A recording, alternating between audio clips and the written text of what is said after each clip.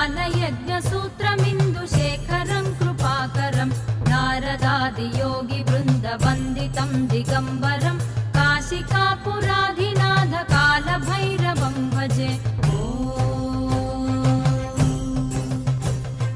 भानुकोटिभास्वरं भवाब्धितारकं परं नीलकण्ठमीप्सितार्धदायकं त्रिलोचनं कालकालमम्बुजाक्षमक्षशूलमक्षरं काशिकापुराधिनाथ कालभैरवं भजे।